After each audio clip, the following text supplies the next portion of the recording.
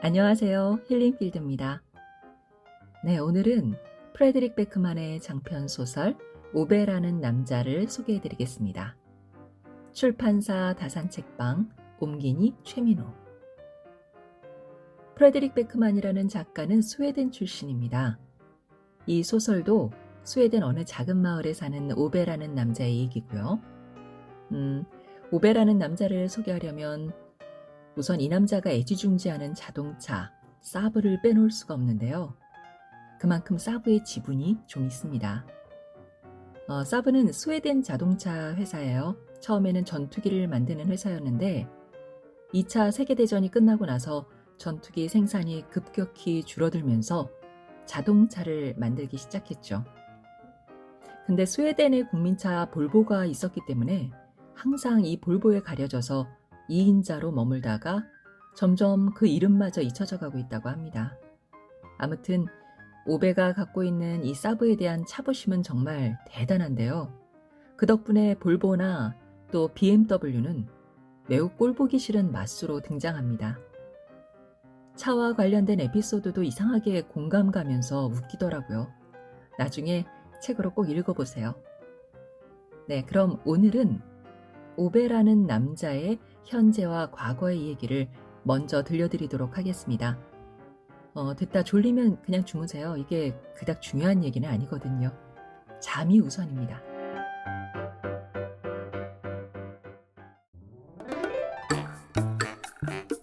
오베라는 남자가 컴퓨터가 아닌 컴퓨터를 살아가다. 오베는 59세다. 그는 사브를 몬다. 그는 자기 마음에 들지 않는 사람이 있으면 마치 그 사람은 강도고 자기 집게 손가락은 경찰용 권총이라도 되는 양 겨누는 남자다. 지금 그는 일제 자동차를 모는 사람들이 흰색 케이블을 사러 오는 가게의 카운터에 서 있다. 오베는 점원을 오랫동안 뚫어져라 쳐다보다가 자기 앞에 있는 하얀 상자를 들어 점원의 눈앞에 대고 흔들었다. 그러니까 이게 패드인가 뭔가라는 거지. 그가 다그쳤다. 빼빼 마른 체질의 젊은 점원은 매우 불편해 보인다. 누가 봐도 오베의 손에서 상자를 잡아채고 싶어 안달복달하는 게 뻔했다. 네, 맞아요. 아이패드요. 굳이 그렇게 흔들지 않으실 수도 있겠죠? 오베가 굉장히 수상쩍은 물건이라는 듯 상자를 향해 의심스러운 눈길을 던진다. 마치 추리닝을 입고 스쿠터에 올라탄 상자가 오베에게 이봐 친구! 라고 부르고는 시계를 팔기라도 한 양. 알겠어. 그러니까 이게 컴퓨터다. 점원이 고개를 끄덕였다. 그러고는 약간 주저하더니 재빨리 고개를 젓는다. 네, 아니 그러니까 무슨 말이냐 하면 이건 아이패드예요. 어떤 사람들은 태블릿이라고도 부르고 또 어떤 사람들은 인터넷 서핑용 기기라고도 부르고요. 보는 관점은 여러 가지가 있지요. 오베는 점원이 방금 단어를 거꾸로 말하기라도 한 듯 바라보더니 상자를 다시 흔들기 시작한다. 하지만 이 물건은 좋은 제품이다. 점원은 당황하여 고개를 끄덕인다. 네, 아니 저 무슨 뜻으로 하신 말씀인지. 오베는 한숨을 쉬고는 천천히 말한다. 지금 이 상황의 문제는 오로지 상대방의 덜 떨어진 듣기 능력밖에 없다는 듯 한 단어씩 또박또박. 이게 좋은 제품이냐고. 이게 좋은 컴퓨터냔 말이다. 점원이 턱을 긁는다. 제 말은 네, 이거 정말 좋아요. 하지만 손님께서 원하는 컴퓨터가 어떤 종류냐에 달린 문제이긴 합니다. 오베는 그를 흘끗 본다. 내가 원하는 건 컴퓨터야. 빌어먹을 평범한 컴퓨터. 침묵이 잠시 두 남자 위로 내려앉는다. 점원이 헛기침을 한다. 그게 사실 그냥 평범한 컴퓨터는 아니에요. 아마 손님께서는. 점원이 말을 멈췄다. 자기 앞에 있는 남자의 이해 범위에 들어맞는 단어를 찾고 있는 듯하다. 그리고 다시 헛기침을 하고는 말한다. 랩톱을 쓰셔야겠죠? 오벤은 고개를 절레절레 흔들고는 위협적으로 카운터에 몸을 기댔다. 아니, 난 랩톱을 원하는 게 아니야. 컴퓨터를 원한다고. 점원은 고개를 끄덕이며 학생을 가르치듯 말한다. 랩톱이 바로 컴퓨터예요. 모욕을 당한 오벤은 그를 노려보더니 삿대질을 하며 말한다. 너 내가 그딴 것도 모른다고 생각하는 거지? 또다시 침묵이 흐른다.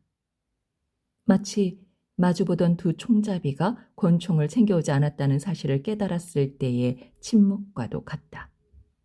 오벤은 마치 고백을 기다리는 사람처럼 오랫동안 상자를 바라본다. 키보드는 어디로 빼내는 거지?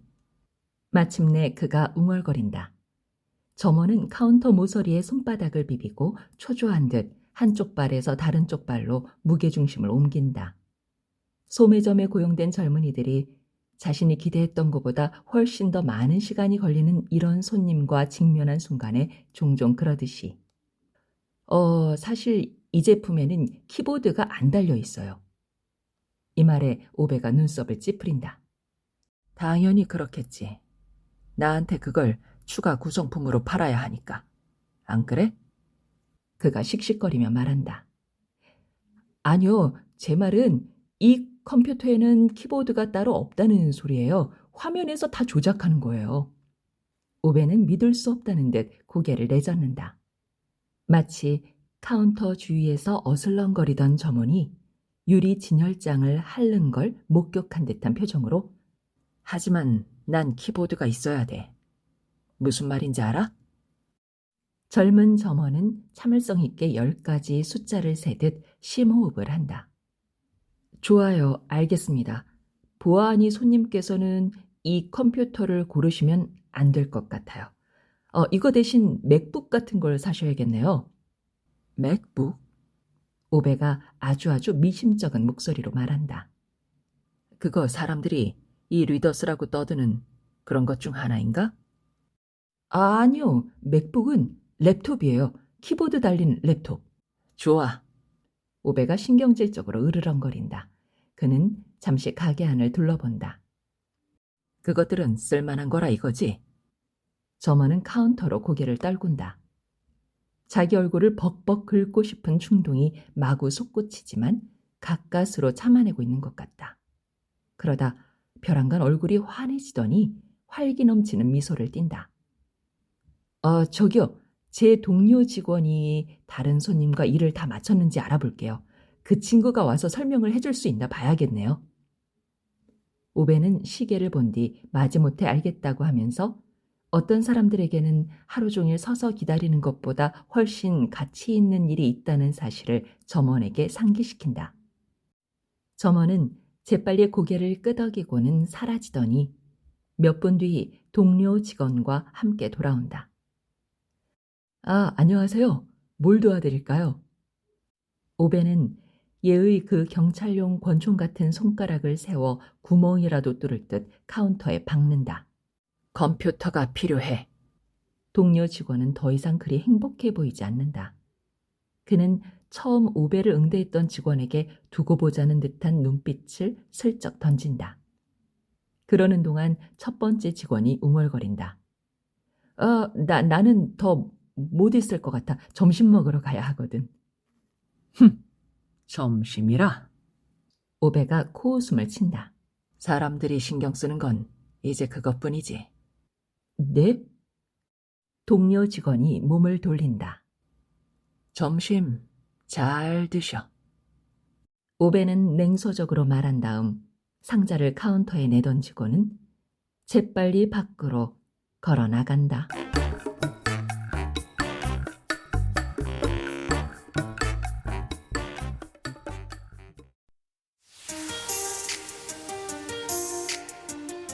오베라는 남자. 오베는 아내의 친구들이 자신과 결혼한 그녀를 이해 못한다는 걸 잘 알았다. 사실 그는 그들을 비난할 수 없었다. 사람들은 그가 까칠하다고 말했다. 아마 그들이 오르리라. 그는 그 점을 결코 심각하게 반성해 본 적이 없었다. 사람들은 그가 사회성이 없다고도 했다. 오베는 이 말이 자기가 사람들에게 지나치게 싹싹하지 않다는 의미일 것이라고 짐작했다. 그런 관점에서라면 그는 그들에게 전적으로 동의할 수 있었다. 사람들은 종종 제정신이 아니었다. 오베는 잡담에 끼어드는 사람이 아니었다. 그는 이런 경향이 최소한 오늘날에는 심각한 성격적 결함이 된다는 사실을 깨닫게 됐다. 이제 사람들은 주변에 어슬렁거리는 영감탱이 아무나와 무슨 주제로든 수다를 떨 수 있어야 했다. 순전히 그게 사근사근한 태도라는 이유만으로. 어쩌면 오베 세대의 사람들은 여기저기서 가치없어 보이는 일들을 한다고 떠들어대는 세상을 맞이할 준비가 안 되어 있는지도 몰랐다. 오늘날 사람들은 새로 개조한 주택 앞에 서서 마치 그 집을 자기들 손으로 직접 지은 양 떠버렸다. 드라이버 하나 집어올리지 않았으면서 그들은 심지어 돈을 주고 사람을 고용하는 것 외에 다른 방법을 찾으려고 시도조차 하지 않았다. 그냥 허풍이나 떨었다. 자기가 직접 마룻바닥을 깔거나 습기찬 방을 개조하거나 겨울용 타이어를 갈아 끼울 수 있다는 건 더 이상 아무런 미덕도 아니었다. 나가서 다 돈으로 살 수 있는데 그런 것이 다 무슨 소용인가? 도대체 인간의 가치란 무엇인가? 아내의 친구들은 그녀가 자발적으로 매일 아침 눈을 뜬 뒤 오베와 함께 하루를 공유하기로 결정한 이유를 이해할 수가 없었다. 그도 이해할 수 없었다. 오베가 그녀에게 책장을 만들어주면 그녀는 페이지마다 작가의 생각으로 가득 찬 책들을 거기에 꽂았다. 오베는 자기가 보고 만질 수 있는 것들만 이해했다. 시멘트와 콘크리트, 유리와 강철, 공구들, 가늠할 수 있는 물건들. 그는 올바른 각도와 분명한 사용 설명서를 이해했다. 조립 모델과 도면, 종이에 그릴 수 있는 것들. 그는 흑백으로 이루어진 남자였다. 그녀는 색깔이었다. 그녀는 그가 가진 색깔의 전부였다. 그녀를 보기 전까지 그가 사랑했던 유일한 건 숫자였다. 그에게 유년에 대한 특별한 기억이라고는 없었다. 그는 따돌림을 당하지도 않았고 따돌리는 사람도 아니었으며 스포츠를 잘하지도 못하지도 않았다. 중심에 있었던 적도 없었고 겉돌았던 적도 없었다. 그는 있는 듯 없는 듯 존재하는 종류의 사람이었다. 성장 과정도 그리 많이 기억하지 못했다. 그는 딱히 필요가 없는 이상 무언가를 굳이 기억하려 든 적이 없는 남자였다. 그저 무척 행복하다가 몇 년 뒤에는 그렇지 않게 되었다는 사실을 기억했다. 기억하는 건 그 정도였다. 그는 산수 과목을 기억했다. 숫자들이 그의 머리를 채웠다. 학교에서 수학 시간을 무척이나 기다렸다는 걸 기억했다. 아마 다른 애들에게는 인고의 시간이었겠지만 그에게는 아니었다. 왜 그런지는 몰랐다. 이유에 대해 깊이 고민하지도 않았다. 그는 자기 나름의 이유로 돌아가고 있는 세상 일에 대해 그 이유에 대해 왜 골똘히 생각해야 하는지 결코 이해하지 못했다. 지금 이게 내 모습이고 내가 할 일을 하고 있다. 오베에게 이거면 충분했다. 엄마가 일을 그만둔 건 오베가 7살이었던 8월 초 어느 아침이었다. 그녀는 화학공장에서 일했다. 당시 사람들은 화학공장의 공기가 얼마나 독한지 몰랐고 오베도 나중에야 깨달았다. 그녀는 담배도 많이 피웠다. 그게 엄마에 대해 오베가 갖고 있는 가장 선명한 기억이었다. 그의 엄마는 토요일 아침마다 마을 외곽에 위치한 그들의 작은 집 부엌 창가에 앉아 하늘을 바라보았다. 그녀 주변으로 뭉게뭉게 담배 연기가 피어올랐다. 오베는 수학책을 무릎 위에 올려놓고 그 창문 아래에 앉아있곤 했었는데 가끔 엄마는 쉰 목소리로 노래를 불렀다. 그는 그때 들리던 엄마의 노랫소리를 좋아했다. 그는 그런 것들을 기억했다. 물론 엄마의 목소리는 걸걸했고 음정은 이상해서 보통 사람들이 좋아할 만한 노래에 비하면 훨씬 귀에 거슬렸지만 어쨌거나 그는 자기가 그 노래를 좋아했다는 걸 기억했다.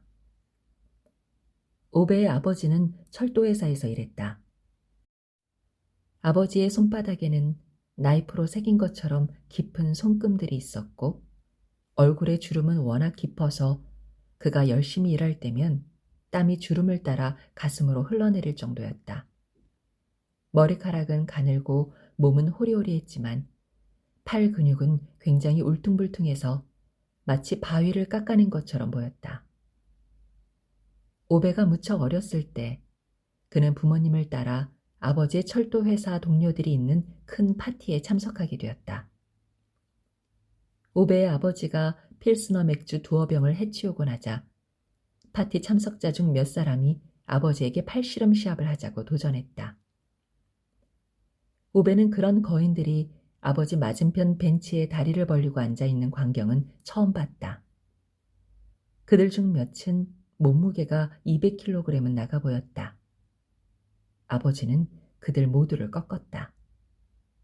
그날 밤 그들이 집으로 돌아갈 때 아버지는 오베의 어깨에 팔을 두르고 말했다. 오베, 돼지 새끼들이나 덩치와 힘이 맞먹는다고 생각한단다. 꼭 기억해라. 오베는 절대 그 말을 잊지 않았다. 아버지는 절대 주먹을 들지 않았다. 오베에게나 다른 누구에게나.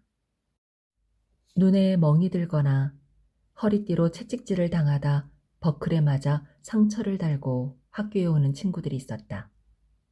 하지만 오베는 그런 적이 없었다. 우리 집안에서는 싸움 같은 거 안 한다. 아버지는 늘 그렇게 말하곤 했다. 서로와도 다른 사람과도. 아버지는 철도회사에서 매우 인기가 있었다. 조용하지만 친절했다. 너무 친절하다고 말하는 사람들도 있었다. 오베는 자신이 어릴 때 이런 평가가 안 좋은 것일 수도 있다는 사실을 이해하지 못했던 것을 기억했다. 그러다 엄마가 죽었다. 아빠는 더 조용해졌다. 마치 엄마가 아버지가 갖고 있던 몇 안 되는 단어들을 갖고 가버린 것 같았다. 오베와 그의 아버지는 결코 말을 많이 하지 않았지만 함께 있는 건 좋아했다. 그들은 언제나 식탁 양쪽에 자기 자리에 조용히 앉았고 바쁘게 살 방법들을 찾아냈다. 그들은 집 뒤편에 썩어가는 나무에서 살고 있는 새 가족에게 줄 먹이를 하루 걸러 한 번씩 내놓았다. 오베는 규칙적으로 그 일을 하는 게 중요하다는 걸 이해했다. 왜 그런지는 몰랐지만 이유는 중요한 게 아니었다. 저녁에는 소시지와 감자를 먹었다. 그런 다음 카드를 쳤다. 부유하지는 않았지만 늘 먹고 살만은 했다. 오베의 아버지에게 남은 유일한 말은 엔진에 대한 것들이었다. 그의 어머니는 분명 그걸 남겨놓고 만족했으리라. 그는 상당한 시간을 엔진에 대해 말하며 보냈다. 엔진은 받은 만큼 준다. 그는 그렇게 말하곤 했다. 내가 엔진을 존중해서 다루면 엔진은 내게 자유를 줄 거다. 내가 바보처럼 행동하면 내게서 자유를 빼앗을 거고. 아버지는 오랫동안 자기 차가 없었지만 1940년에서 50년대 사이에 철도 회사의 사장과 임원들이 자동차를 사기 시작했고 이내 철로에서 일하는 과묵한 남자가 알고 지낼 만한 가치가 있는 사람이라는 소문이 퍼졌다. 오베의 아버지는 학교를 마치지 못했고 오베의 교과서에 있는 산수 문제도 많이 이해하지 못했다. 하지만 그는 엔진을 이해했다. 어느 임원의 딸이 결혼식을 올리던 날 신부를 실은 웨딩카가 교회로 가던 도중 망가져 버렸을 때 오베의 아버지가 불려왔다. 그는 어깨에 공구함을 맨 채 자전거를 타고 왔는데 공구함이 어찌나 무거웠던지 그걸 옮기는데 건장한 두 사람이 필요했을 정도였다. 하지만 그가 일을 마치고 다시 자전거를 타고 돌아갈 때 그건 더 이상 문제도 아니었다. 임원의 아내가 오베의 아버지를 결혼식 피로연에 초대했지만 팔뚝에 기름때가 덕지덕지 묻은 사람이 우아한 분들과 한자리에 앉아 있는 게 그리 적절한 행동은 아닐 것 같다고 그는 말했다. 하지만 집에 있는 꼬맹이에게 줄 빵과 고기를 담아주면 기꺼이 받겠다고 했다. 오베는 막 8살이 되었다. 그날 저녁 아버지가 저녁 식사를 차렸을 때 오베는 궁중연회에 온 듯한 기분이었다. 몇 달 뒤 그 임원이 다시 오베의 아버지를 호출했다. 사무실 바깥의 주차구역에 엄청나게 낡고 말도 못하게 허름한 사브 9이가 서 있었다. 눈에 띄게 업그레이드된 사브 93이 시장에 나온 뒤로 더는 생산되지 않았지만 그 차는 사브사에서 최초로 제조한 자동차였다. 오베의 아버지는 그 차가 정말 괜찮다는 사실을 알아차렸다. 전륜 구동의 커피 메이커 같은 소리가 나는 측방 엔진. 그 임원이 제끼 속 멜빵에 엄지손가락을 찔러 넣은 채 설명한 바에 따르면 사고를 당한 차량이었다. 암록색 차체가 심하게 파여 있었고 보닛 아래 상태도 그리 괜찮은 편이 아니었다. 하지만 오베의 아버지는 지저분한 작업복 주머니에서 작은 드라이버를 꺼내고는 시간을 들여 차를 검사한 뒤 시간과 정성과 적당한 도구만 있으면 차를 정상적으로 작동시킬 수 있을 거라는 판단을 내렸다. 누구 차죠? 오베의 아버지가 몸을 축 펴고 손가락에 묻은 기름을 걸레로 닦으며 물었다. 내 친척의 차였네. 임원이 바지 주머니에서 열쇠를 꺼내 오베의 아버지 손바닥 위에 올려놓으며 말했다. 이젠 자네 거고. 임원은 그의 어깨를 툭툭 두드리고는 몸을 돌려 사무실로 돌아갔다. 오베의 아버지는 숨을 고르려 애쓰면서 거기 그대로 서 있었다. 그날 저녁 그는 눈이 왕방울만해진 자기 아들에게 그 일을 몇 번이고 다시 설명해야 했고 이제 그들의 집 정원에 주차된 이 신비로운 괴물에 대해 알고 있는 걸 전부 가르쳐줘야 했다. 그는 자기 아들을 무릎에 올려놓은 채 한밤중까지 운전석에 앉아 수많은 기계 부품들이 어떻게 연결되어 있는지 설명했다. 그는 모든 나사와 튜브들 하나하나에 대해 설명해 줄 수 있었다. 오베는 그날 밤에 자기 아버지만큼 자부심에 찬 남자는 본 적이 없었다. 8살이었던 오베는 그날 밤 사브 말고 다른 차는 절대 몰지 않겠다고 다짐했다. 토요일 수업이 없을 때마다 오베의 아버지는 그를 마당으로 데리고 가서 보닛을 열고 온갖 부품의 이름과 기능을 가르쳐 주었다. 일요일에 그들은 교회에 갔다. 둘 다 신을 향해 대단한 열정을 품고 있지는 않았다. 오베의 엄마가 꾸준히 교회에 나갔기 때문에 따라갔을 뿐이다. 그들은 뒷좌석에 앉아 예배가 끝날 때까지 각자 바닥의 무늬를 가만히 응시했다. 솔직히 말해 그들은 신에 대해 생각하는 것보다 오베의 엄마를 그리워하는데 더 많은 시간을 보냈다. 말하자면 그건 그녀의 시간이었다. 비록 그녀가 더는 세상에 없어도. 그런 다음 그들은 사브를 몰고 오랫동안 시골길을 드라이브했다. 오베가 한 주의 일과 중 가장 좋아하는 시간이었다. 그해 오베는 학교가 끝나면 집에 혼자 있기보다 아버지를 따라 일을 하기 위해 주차장으로 갔다. 지저분하고 보수도 낮은 일이었지만 아버지는 말하곤 했다. 정직한 직업이니 할 만한 가치가 있다. 오베는 주차장에서 일하는 사람들을 모두 좋아했다. 톰만 빼고. 톰은 키 크고 시끄러운 사내로 주먹은 플랫베드 트럭만큼이나 크고 눈은 항상 걷어차기 좋은 만만한 동물들을 찾고 있는 것 같았다. 오베가 9살 때 그의 아버지가 고장난 기차 차량을 청소하는 걸 도우라며 그를 톰에게 보냈다. 오베가 다가가자 톰은 벼랑간 눈을 희번덕거리며 잔뜩 지친 승객이 두고 간 서류 가방을 잡아챘다. 선반에서 떨어진 가방의 내용물들이 바닥에 흩어져 있었다. 이내 톰은 네 발로 기듯 돌아다니면서 눈에 띄는 걸 모두 뒤져댔다. 줍는 사람이 임자지. 그가 오베에게 내뱉듯 말했다. 그의 눈 속에 있는 무언가를 보자 오베는 마치 자기 피부 아래로 벌레들이 기어다니는 것 같은 기분이 들었다. 오베가 돌아서서 가려는데 우연히 지갑 하나를 봤다. 오베의 거친 손가락에는 마치 부드러운 천 같았다. 아버지의 낡은 지갑에 매어 있는 너덜너덜해진 지갑을 잡아주는 고무줄도 없었다.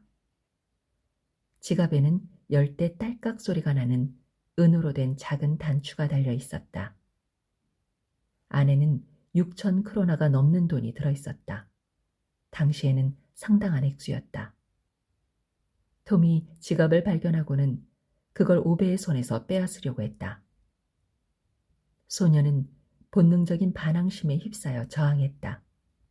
그는 톰이 이 상황에 큰 충격을 받았다는 걸 알았고 그 커다란 남자가 주먹을 꽉 쥐고 있는 모습을 곁눈질로 보았다. 오베는 자기가 절대 빠져나갈 수 없다는 걸 알았다. 눈을 꼭 감고는 있는 힘껏 지갑을 쥔 채 주먹이 날아오길 기다렸다. 하지만 어느 틈엔가 오베의 아버지가 그들 사이에 서 있었다. 순간 분노와 증오에 찬 톰의 눈이 아버지의 눈과 마주쳤지만 오베의 아버지는 굳건히 서 있었다. 마침내 톰이 주먹을 내리고 조심스레 뒤로 물러섰다. 줍는 사람이 임자야. 늘 그랬잖아. 톰이 지갑을 가리키며 으르렁거렸다. 그거야 주운 사람이 누구냐에 달린 문제지. 오베의 아버지가 눈을 돌리지 않고 말했다. 톰의 눈이 어두워졌다. 하지만 손에 서류 가방을 꽉 쥔 채 한 걸음 더 뒤로 물러섰다. 톰은 오랫동안 철도 회사에서 일했지만 오베는 아버지의 동료들이 톰에 대해 좋게 말하는 걸 한 번도 들은 적이 없었다. 그는 부정직하고 심술궂었다. 그게 아버지의 동료들이 파티에서 맥주 2-5병을 마시고 나서 하는 얘기였다. 하지만 오베는 아버지가 그렇게 말하는 걸 들은 적은 없었다. 동료들의 얼굴을 한 번씩 보며 애가 넷에다 마누라는 아파 라고 말하는 게 전부였다. 톰보다 사정이 나은 사람들도 더 나쁜 상황에 처할 수 있어. 그러면 동료들은 대개 화제를 바꿨다. 아버지는 오베가 들고 있는 지갑을 가리키며 말했다. 내가 정해라. 오베는 톰의 두 눈이 자기 정수리에 불구멍을 내고 있는 걸 느끼며 결연한 태도로 바닥을 내려다봤다. 그런 다음 작지만 확고한 목소리로 유실물 보관소에 지갑을 맡기는 게 최선일 것 같다고 말했다. 아버지는 말없이 고개를 끄덕인 다음 오베의 손을 잡고 근 30분 정도 철로를 따라 걸어갔다. 둘 사이에는 말 한마디 오가지 않았다. 오베는 톰이 뒤에서 소리를 지르는 걸 들었다. 그의 목소리에 차가운 분노가 서려 있었다. 오베는 결코 그 목소리를 잊지 못했다. 유실물 보관소에서 책상에 앉아있던 여자는 오베가 접수대에 지갑을 올려놓자 자기 눈을 의심했다. 이게 그냥 바닥에 떨어져 있었다고? 가방이나 다른 건 못 봤고? 그녀가 물었다. 오베가 아버지의 반응을 살폈지만 그는 그냥 조용히 서 있었고 그래서 오베도 똑같이 했다. 접수대 뒤의 여자는 그 대답에 충분히 만족한 듯 보였다. 이렇게 많은 돈을 인계하는 사람은 그리 많지 않은데. 그녀가 오베에게 미소를 지으며 말했다. 많은 사람들이 체면도 안 차리죠. 아버지가 무뚝뚝한 목소리로 말하고는 오베의 손을 잡았다. 그들은 몸을 돌려 일터로 돌아갔다. 철로를 따라 몇백 미터 정도 걷다가 오베가 목을 가다듬고는 용기를 내어 톰이 발견한 서류 가방에 대해서는 왜 아무 말도 하지 않았는지 아버지에게 물었다. 우리는 다른 사람들이 하는 일을 떠버리는 사람들이 아니다. 아버지가 대답했다. 오베는 고개를 끄덕였다. 그들은 조용히 걸었다. 돈을 가질까도 생각했어요. 마침내 오베가 속삭였다. 그런 다음 아버지의 손을 더 세게 잡았다. 아버지가 그의 손을 놓을까 두렵기라도 하듯. 안다. 아버지가 그렇게 말하고는 아들의 손을 좀 더 세게 쥐었다. 하지만 저는 아버지가 돈을 넘길 거라는 걸 알았어요. 톰 같은 사람은 그렇게 하지 않을 거라는 것도 알았고요. 오베가 말했다. 아버지가 고개를 끄덕였다. 그리고 그 문제에 대해 더 말하지 않았다. 만약 오베가 사람의 인격이 언제 어떻게 형성되는가를 심사숙고하는 종류의 사람이었다면 옳은 건 옳을 수밖에 없다는 사실을 배운 게 이날이었다고 말할 수 있었으리라. 그러나 오베는 그런 문제를 곰곰이 생각하는 사람이 아니었다.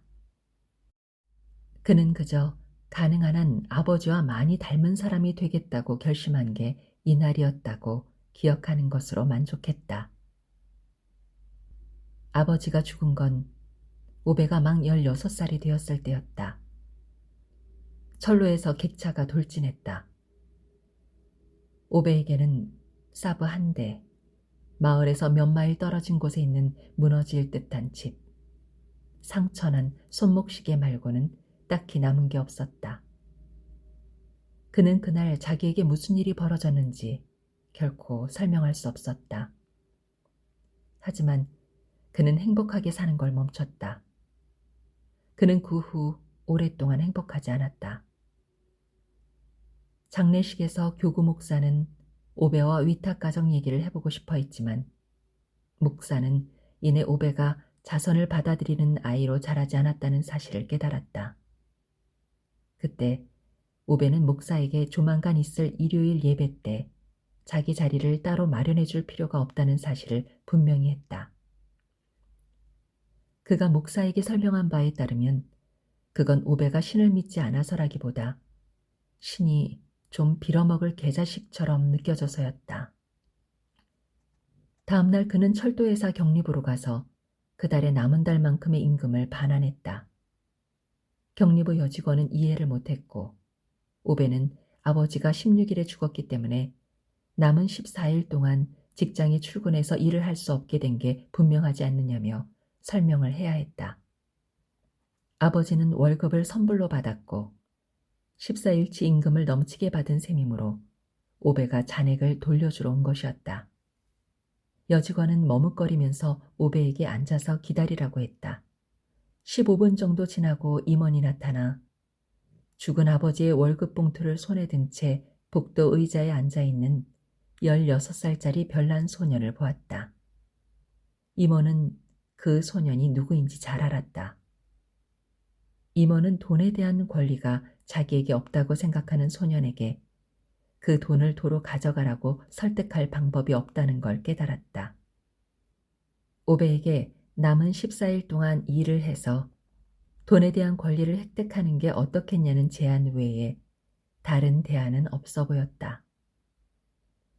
오베는 그게 합리적인 제안 같다고 생각했고 학교에 2주 동안 결석하겠다고 통지했다. 이후 그는 다시는 학교로 돌아가지 않았다. 그는 철도 회사에서 5년 동안 일했다. 그러던 어느 날 그는 기차를 탔다가 처음으로 그녀를 보았다. 아버지가 죽고 난 이후 처음 웃은 게 바로 그날이었다. 인생이 다시는 전과 같지 않게 되었다. 사람들은 오베가 세상을 흑백으로 본다고 말했다. 하지만 그녀는 색깔이었다. 그녀는 오베가 볼 수 있는 색깔의 전부였다.